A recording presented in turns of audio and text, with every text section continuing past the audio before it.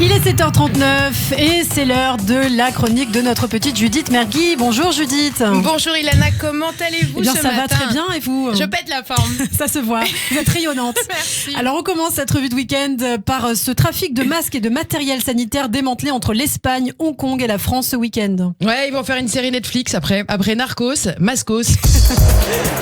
Dans le reste de l'actualité, le ministre de la Santé britannique déclare la nouvelle souche de Covid est hors de contrôle. Et voilà pour un lundi matin rassurant et optimiste. Alors sortez tous vos cahiers, à savoir que l'Eurostar met 2h12 pour entrer en gare de Paris-Nord. À quelle heure le mutant Covidator débarquera pour nous défoncer la gueule? Calculatrice autorisée au Casio, voilà. Ça va trop loin.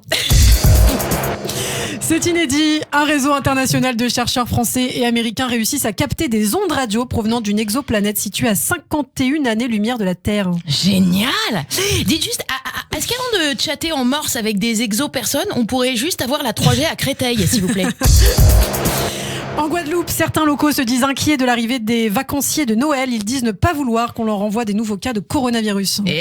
Désolé les gars, fallait pas nous envoyer le nouveau titre de Francky Vincent. Voilà. Parce qu'en plus pour ça, la science a pas trouvé de vaccin.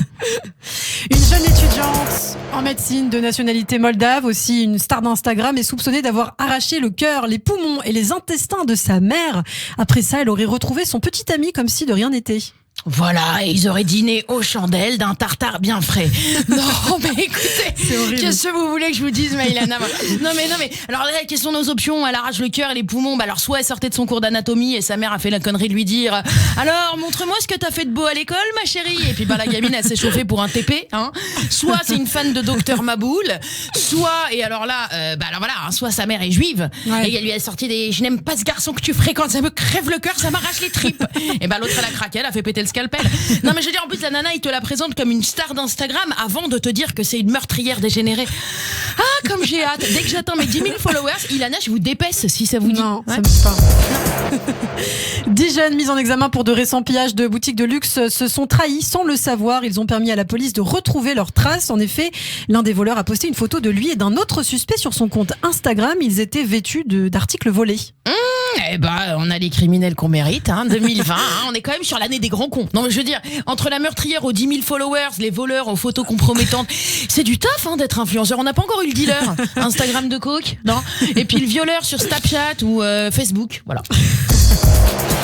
Un pull de Noël créé par une entreprise américaine pour garantir la distanciation physique. Des capteurs de mouvement détectent la présence de toute personne à moins d'1,80 m et déclenchent une alarme sonore. Voilà, puis alors de suite la version allemande, concurrente, avec un taser intégré.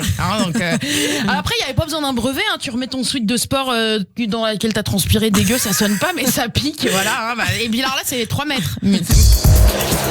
Ryan Kadji, je sais pas comment ça se prononce, âgé de 9 ans, est le youtubeur le mieux payé du monde en 2020. À 9 ans, il a gagné 29,5 millions de dollars. Le gamin, il a gagné le PIB du Chili, alors que lui non plus, il sait même pas comment encore écrire son prénom, quoi. Alors qu'en plus, j'imagine qu'il s'en fout, lui, il veut juste des chocos BN, quel gâchis. Pensez qu'il est célibataire, vous croyez? Non. La reine de beauté au physique de rêve subit de nombreuses attaques antisémites sur les réseaux. Oui, mais vous savez, finalement, j'ai décidé de relativiser et d'en profiter pour éduquer et combattre l'ignorance. Alors, Judith, je parle pas du tout de vous. Qu'est-ce qui a bien pu vous faire croire ça? Vous avez dit reine de beauté, physique de rêve et critique antisémite. Oui, donc justement, je réitère. Qu'est-ce qui a bien pu vous faire croire ça? Je parlais d'April Benayoun, bien sûr, Miss Provence et première dauphine. Ah, elle! Ouais, bon, elle est pas mal aussi, ouais. Bon, alors attention, une beauté que je trouve encore immature, je dirais. Mais elle a du potentiel, Par contre, ma cocotte, t'es dans la merde, Et belle, et juive. Ça va t'en faire des jaloux. Force, ma sœur. April, tu sais ce qu'on dit? April, ne te décourage pas d'un fil.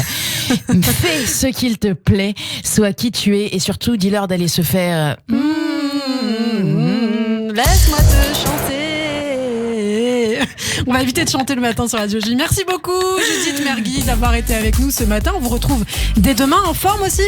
Ah mais bien entendu, quelle question.